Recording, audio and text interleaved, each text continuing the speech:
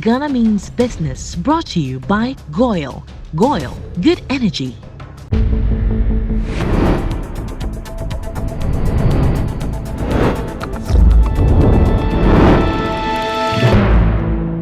Ghana Means Business. Your story, our message. Today, we are privileged. Indeed, we are honored to have His Excellency President John Agyekum Kufuor.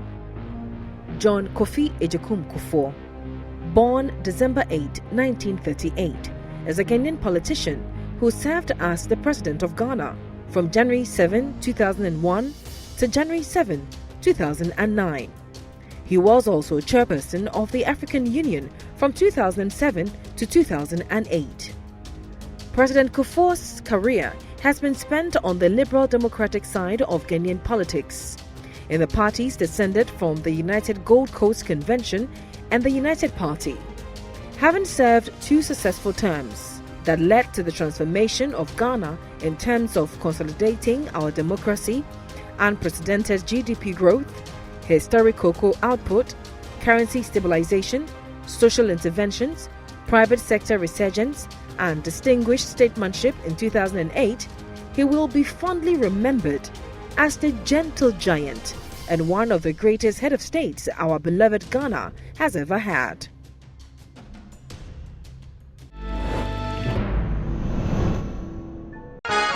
Every now and again, GOIL makes good things happen. This time, GOIL has introduced Super XP Ron 95, a higher grade fuel loaded with additives and yet sold at the same price as normal fuel. GOIL Super XP Ron 95 enhances engine performance like never before. It maintains the engine by keeping it clean from carbon deposits. GOIL Super XP Ron 95 is designed to burn slowly and thus improves fuel economy, making you save money after several kilometers. GOIL Super XP Ron 95 gives you a smooth driving experience, that is, less vibrations. Fill up with GOIL Super XP Ron 95. Now there's no need to pay more for any higher grade fuel. GOIL has that sorted. GOIL, good energy. Ghana Means Business. Your story, our message. Excellency, this is a rare privilege to be with you today. Not only have you left an indelible mark in our history, but through your leadership, your astute acumen, and ability to foresee the future, Ghana changed its course since 2000. But we would like to start by getting to know a little bit about you before you became the President of the Republic. You are the 7th of 10 children of Nana Fredua Agyekum and the famous Nana Madapa, the Apejahima of Asante. Please tell us a little bit about you growing up as a royal and how it felt like in the Ashanti Kingdom at that period in your life. And I became aware, say, in the early 40s. That time, Kumasi, where I was born, was, I would describe as typically and purely Asante, where I was born. Yes, there was Gold Coast, but somehow in that part of the Gold Coast, Asante, the power that was felt, above all, was Asante in his power. And my father was the Oyoko of Kumasi. That's the head of the royal clan of Kumasi. Which the Asante is part of? Asante is part of the Oyoko clan, of course. Okay. Also the monarch of all of Asante, including all the clans. But his clan is Oyoko. And the Oyoko clan in Kumasi, the head of it was my father. Nana Fredua Agyekum. My mother, Pejahima, and you've spoken about her. In my mother's house, a very large house. That time, there must have been more than 50 rooms. You know, that time, the British, of course, Asante was a colony, all right, had been colonized and part of Gold Coast.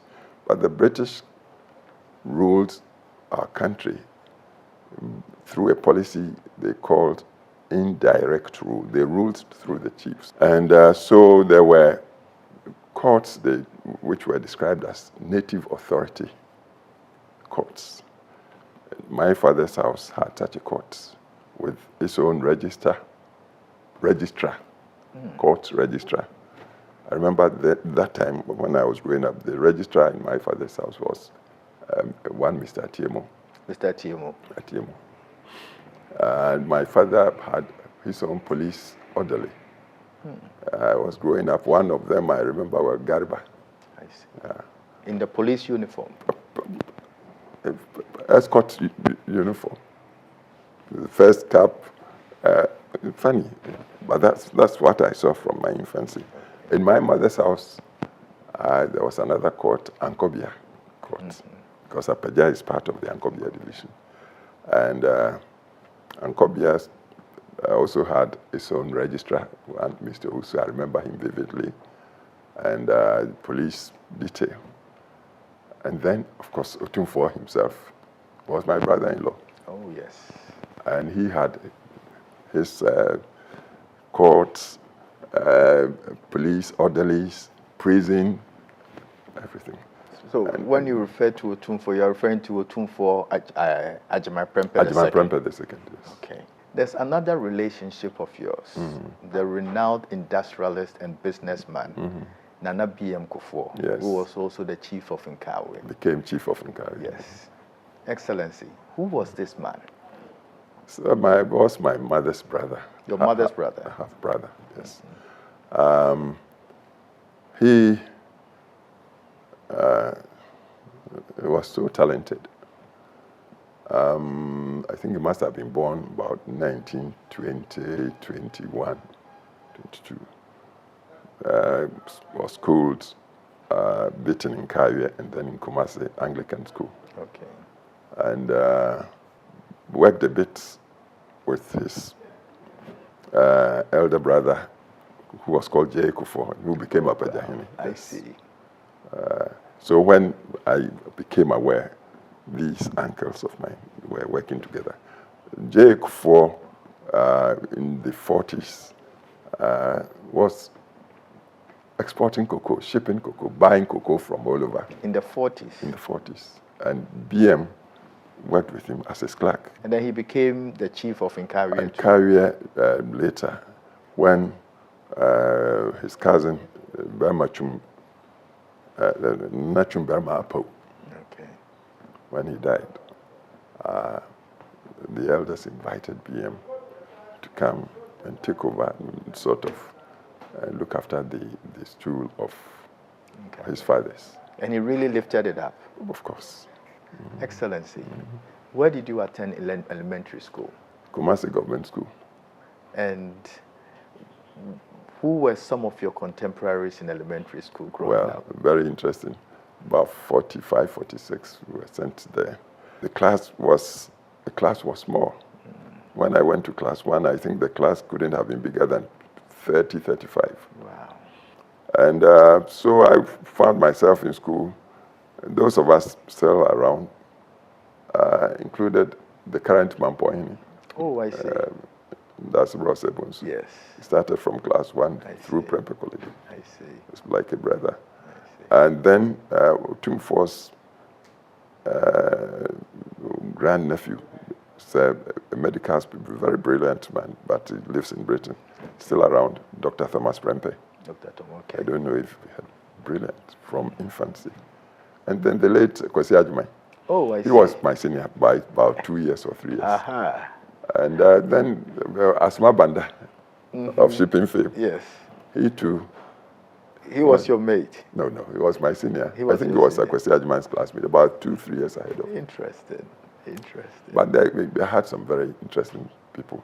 And then there's another one who was also senior by about 4 or 5 years, Professor Kofi Yabua, the urologist at Kolebu. I think he's still retired, but he too was in that school. Kumasi now, Hiahine of Kumasi. Yes, Patriot. I think he and Kofi Abua were classmates. I see. Great sportsman. Even in those days. Yeah. I see. Even in school, I think he played for Kotoko in those times. And we had some exceptional sports people like Koka, Kwabena Bedu. Yes. Who played for Black Stars and all that. He true. too was my senior there. I see. I was born into the depth of traditionalism. Absolutely. But by 5, 6, I was sent to government school to see my age group. But from that time, government school, going every day, we went 8 in the morning. 12, we were given a luncheon break. 2, resumed. 4, we closed. Okay. And then the disciplines that came were starting the school every day with morning prayers, and then sports. And that I used to call a PE or whatever, sports, and then, of course, all the fantastic teachers. So were they European teachers or? No. But most of them had been trained at the government teacher training college at Chimota. Okay. Most of them from class 1, and with also some very renowned head teachers. The master that admitted me to class 1 that time, I think 45 or 50, called Master Buahin, DJ Buahin. You still call him Master Buahin? Yes, feared. Oh, that's a formidable man. Certainly. The pillar of society. Certainly. I'll tell you this, class 2, I don't know what I did, but first time I was caned. How many lashes did you get? Just 2. But that collapsed me. Fell down, yelling, bawling all over the place. This year. I never forgot those times. There was some discipline in the house as well as in the school. If you misbehaved, yes, the punishment in those times was a bit of caning. That is true. So I tasted my first case in the hands of Master Buahin. Then I collapsed. But you know what? I grew up to become an in-law of his. Oh, I see. Yes. But as I was telling you, the school was so programmed. The discipline was discipline, and it influenced me positively, because I learned to be social and also to be responsible. Because in those times, the slightest slip in terms of doing what you were expected to do, you'll be punished for it. Yes. Sometimes they'll call the whole school on parade, and then the big boys would come forward and you'd be late. They'll hold your hands and legs. So they put a bit of the fear of God in you. That is true. And then before closing every evening, the school, again, the whole school would be called to assembly with a ring of a bell, and the masters standing, everybody in their section color. That was like red color. And then the school prayer would be said with a song. And you march off with a school band. Well, the best school band in Kumasi. Because the band was trained by the military. Okay. Bantaman, military. So all these things influenced me. And then when I got to about 11, I was sent to a Statesmanship boarding school. Why were you sent to a boarding school? Well, that was the decision of my family. They said I should go. Perhaps they wanted me to see the world. And so boarding school, that was middle school at that time, not secondary school. Middle school, boarding middle school. So class 1 to class 3, standard 3, I had it in Kumasi Government School, and then standard 3 I was packed off to Osei boarding school. Osei boarding school used to be part of Wesley College system. Okay. It was the practice school of the Wesley College. Like Mofretro was the girls' school, which is still there, connected with Wesley, and Osei was the boys' school. I see. But by the time I was sent there, 50 or so, the Methodists, and it was a Methodist school, they decided to take it out of Kumasi, 10 miles to Kumasi Ekropong. So that's where I was sent, 51. Ekropon. Kumasi Ekropon. And it was there too that, again, my vista was expanded because the Methodist establishment around Ghana sent their children, children of Methodist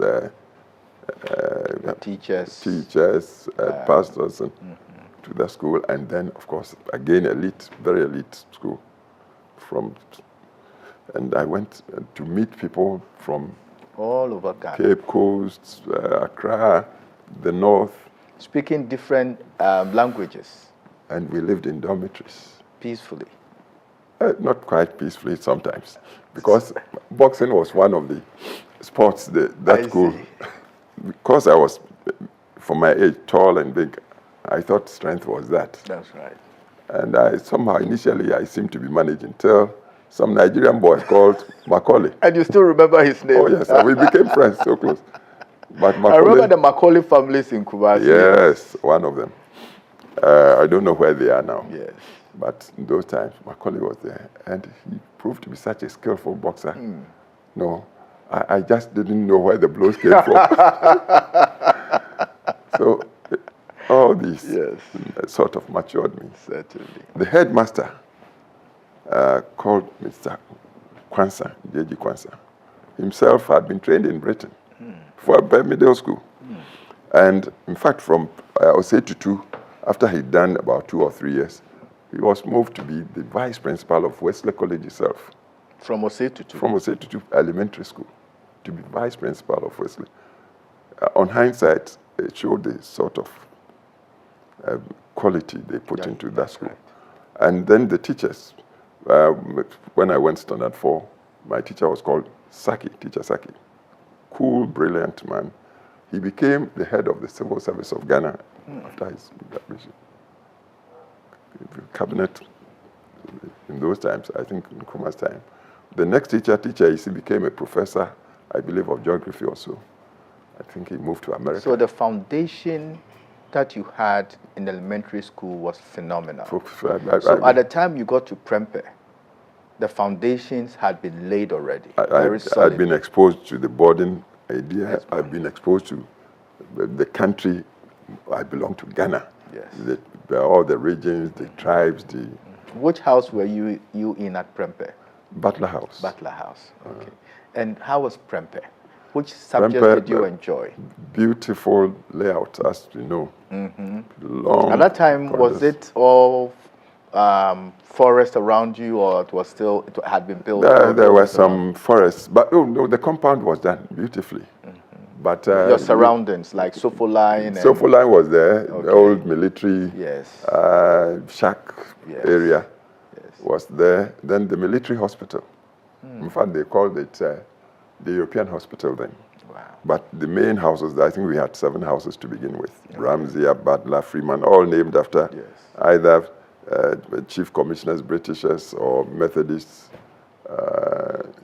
pastors of old times, like Freeman House, Ramsey, who brought... I think there's Agre too. Agre himself was Gadgesberg. Yes, Gadgesberg. Pearson was the man who moved from Fatsipim to be the first headmaster of Prempeh. Okay. I got there a bit late, I think about 2-3 months late. So my class, when I went there, started already with the sciences, physics, chemistry, and I lacked those because I hadn't done this in my elementary school. And I struggled to catch up.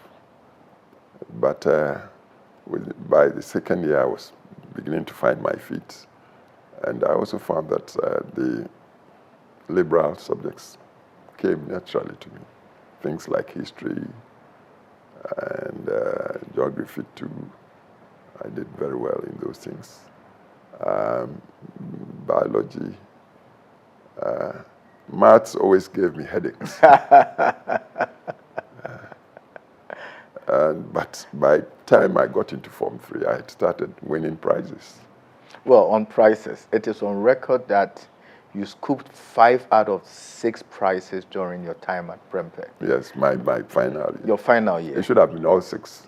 Well, but I was pleaded Tell us about to this. let one go to the next basement. Tell us about this. By the time I was in 3, moving from 4, I was like star student. Wow. So the 6th form entrance that we did, 57, 58, I came 8th in the whole country. And then subject like geography in the whole West African Exam Council, only 5 boys got, or 5 students got A's. And Prempeh took 2 of the 5. Wow. And I happened to have been one with another man who is around, is Barrister Beecham. Okay. Governor Beecham, I think he became ambassador or something before. But so that year, school speech day, the prizes, the 6 prizes looked towards Kufuor. But the geography master, a Welshman called Mr. Williams, had a favorite called Adubadu. Nice, cool person, bright. So they called me and said, be happy with the 5. The 6th will go to Adubadu. So I said, okay. So that's what happened. How did it feel on that occasion? Were your parents there? Oh, Asante was there. I had come with my sister. Wow. So he was married to your sister? Oh, my brother. Yes, your brother-in-law, who was the king of Ashanti, had attended the occasion. And the school, after all, was named after him. That is true. So they came not expecting that. So when it came to my form, and the master then called Sims, some Englishman. At that time, they would call my name, John Agyekum Kufuor, and then you rise, go, they present, you bow. They called a subject, they mentioned me. School, another Kufuor. So it got to a point where the masters, right now, we'll call him Kufuor A. So that became, so that was it. Every now and again, GOIL makes good things happen. This time, GOIL has introduced Super XP Ron 95, a higher grade fuel loaded with additives and yet sold at the same price as normal fuel. GOIL Super XP Ron 95 enhances engine performance like never before. It maintains the engine by keeping it clean from carbon deposits. GOIL Super XP Ron 95 is designed to burn slowly and thus improves fuel economy, making you save money after several kilometers. GOIL Super XP Ron 95 gives you a smooth driving experience, that is, less vibrations. Fill up with GOIL Super XP Ron 95. Now there's no need to pay more for any higher grade fuel. GOIL has that sorted. GOIL, good energy. Ghana means business. Your story, our message. How was it like entering university in the UK at that time? I passed very well for 6th form, and Prempeh was expecting me to go back. In fact, they had teased me with the prefectship and things like that. But family decided to send me right from your O-levels to the UK. To read the bar. I left Ghana 29th April. 30th morning, I was in London. We stopped in Barcelona. Why? Oh, that time, I think that was the flight. It wasn't a direct flight? It wasn't, jet wasn't the So it was a engine. propeller? Yes. Wow. So we flew into Barcelona, got there early morning. What startled me, my first time in Europe, the lighting, sparkling, and through the window, looking at, wow, this is beautiful, So we got there, and then after about an hour or so stop, we continued, landed in Heathrow, 30th. My family there, we had a home then in London, North London. So my sisters had come to meet me, and they took me to, then my brother-in-law, the West Indian, naturalized Ghanaian, Mr. Campbell, Campbell. I've seen brilliant people, but perhaps the most brilliant in terms of law. Wow. Lawyer that I ever came across was that man. And so U.V. Campbell took me to this very elderly, very retired barrister at the Middle Temple. Okay. I've forgotten the old man's name. And the man asked for my papers. He looked at them and said, good. Yeah, you are qualified. You can go. And so we went to Lincoln's Inn with the papers, and of course that man's recommendation. And I was admitted straight away. Wow. And then I was set to work. So we worked from, I think, about July 59. And then you had to do part 1, about 3 or 4 subjects. If you do not pass, you do not continue. But through the first year, I'd been worked like a mule. And thankfully, I passed all the subjects, and then I moved on to the finals. Okay. About 13 subjects. 13 subjects. And what subjects were these?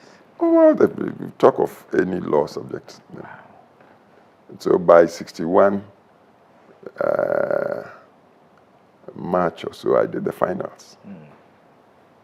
Time my classmates were doing their Form 6, I was qualifying as a barrister. So I was called to the bar 61. 61. So did you practice in Britain? Straight after practice, I was going to university for my normal degree. And the interesting thing was, about 1960, Professor Buzia, late Professor Buzia, who was then in exile and professor in Leiden in Holland, visited London and visited our home in North London. Had you met Buzia before? That was the first time. Again, I should have told you. Apajafim was the headquarters of NLM, National Liberation Movement, 1954. Okay. When I was going to Prempeh, the offices were in my home. So your mother was also very political, so to speak. Very, very, perhaps the most political of all of us. I see. And don't forget, Bafo Akuto, the founder of NLM, Yes. was my stepfather. I see. So when NLM was founded, 54, they came to see the family, to use the rooms, and the family gave the rooms to NLM, and it became the headquarters of. And that's how you met Dr. Buzia? Buzia, of course, people knew of him, and his first wife, who died, lived next door to our home. Okay. And of course, he being Wenchi Royal too. Those times, we don't have force Asante. That is true. And everybody knew of Buzia. That is true. After you finished your bar, did you decide to practice or you decided to come back to Ghana? Straight from bar 61, and incidentally, I met my wife 61, July 1st. In London? In London. I had gained admission to Oxford. Okay. So September or October, I moved to Oxford to continue with law studies. I was a barrister, but then I wanted to get a degree. Get a degree. After the first year at Oxford, Oxford, if you don't pass your first year, they sack you. They say you'll be sent down. Thankfully, I passed that one, February or so, 62.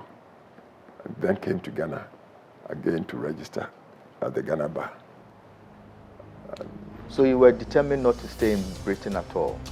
No, those days, people didn't go to stay. They went to study, to come back. Gold Coast used to be happy and good. Folks, this has been exciting. Stay tuned, same time, same place, for the second episode of this interview with His Excellency, President John Agyekum Kufuor.